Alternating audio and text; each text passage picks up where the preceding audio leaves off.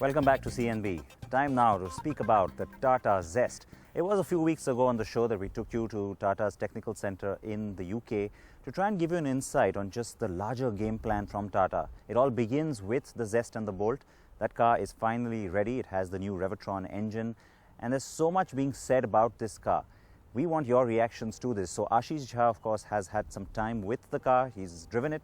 Here are all the details. Here's our review. And remember, folks, we want you to react to this one as well.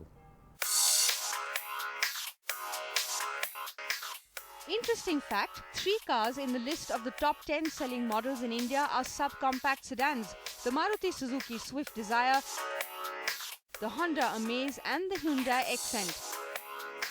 Tata invented the segment with the Indigo CS and then was left far behind by those 3.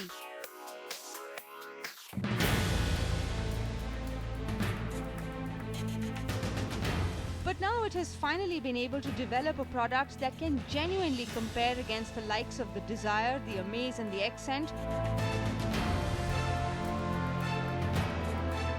Ashish drove the car and tested it to see if it was up to scratch, and the first impression straight off the bat, it's rather pleasant.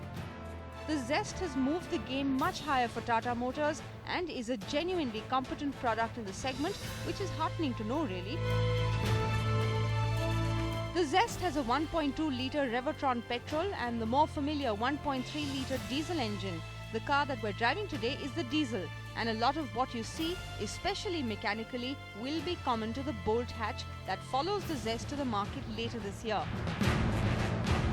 Blame the government for the sub-4-metre constraint and therefore sedans that look stubby and disproportionate. Some of us do believe that it is simply irrational and absurd to classify vehicles on parameters like length, engine capacity and ground clearance. But having said that, the Zest comes across as possibly the most attractive car in this segment, which isn't saying much. It isn't really ramp walk worthy stuff. The chaps at Tata have devised a name for every design detail on the car, but we will keep it simple.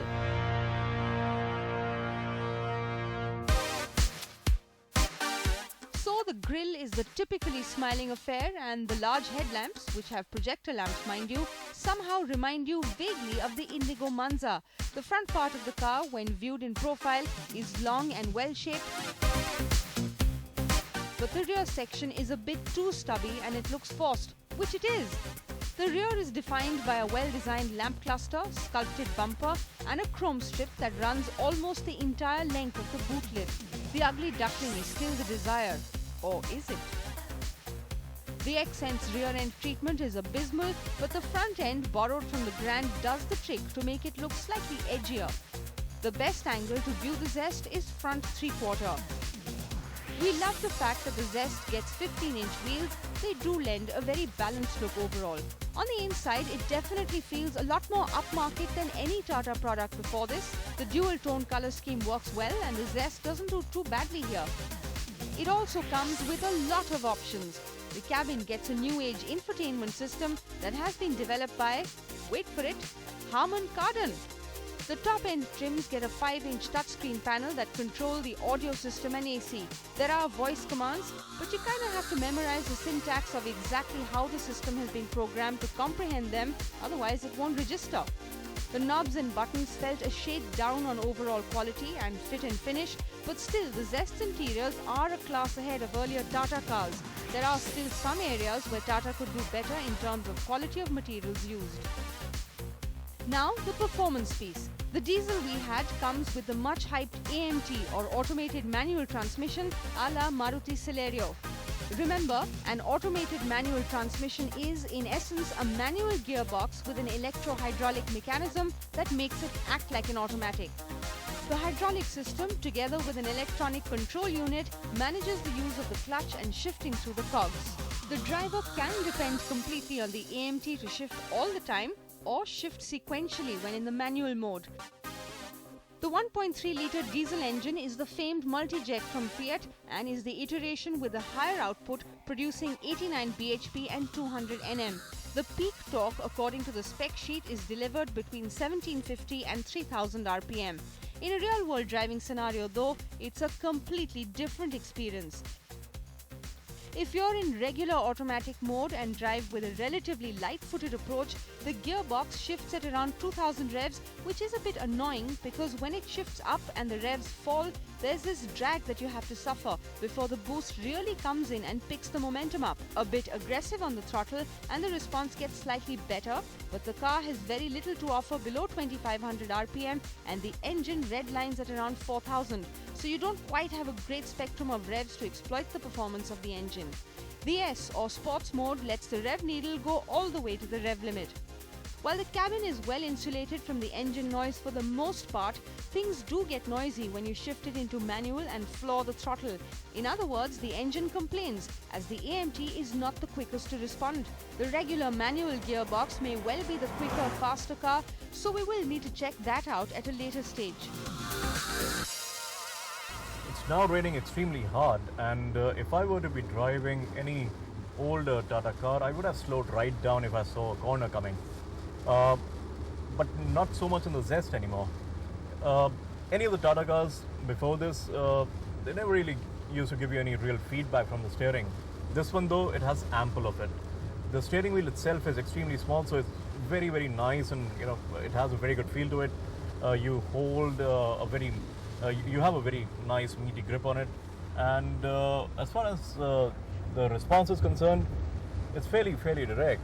You just have to look at the corner, chuck the car in, and it translates into instant directional changes.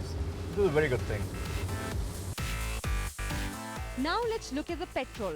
The 1.2-litre Revertron petrol engine is good for 89 bhp and 140 Nm, and again, like with the diesel, the torque is said to be produced between 1750 and 3000 RPM.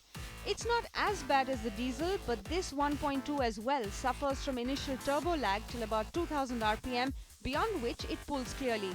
The mid-range is reasonably good, and between 3000 to 4500 RPM is really where you'd like to be.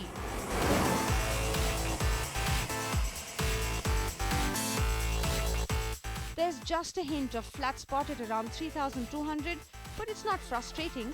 There are 3 driving modes: City, Economy and Sports. The City mode is good for exactly what its name suggests, city driving conditions. Economy is basically a test of your patience level.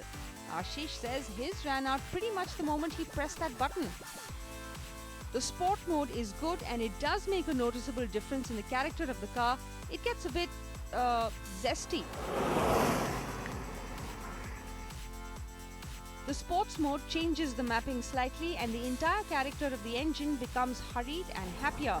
It suggests that you should indulge in having some fun with the car. The Tata Zest is not just a very likeable Tata product, it is a very likeable product, period.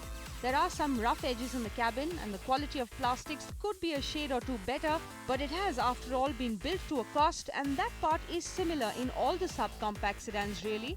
The AMT in the diesel does leave a lot to be desired, while the petrol is rather solid and very pleasant to drive. But where Tata has really scored the most is in throwing in a big list of equipment into the Zest. The focus on better engineering levels shows, and that is very heartening. When CNB took you to Tata's technical center in Europe a few weeks ago, it was apparent the company is walking the right path now, and the future does look very promising. Now the challenge is going to be on changing the perception in people's minds about Tata products, and we wish them all the very best.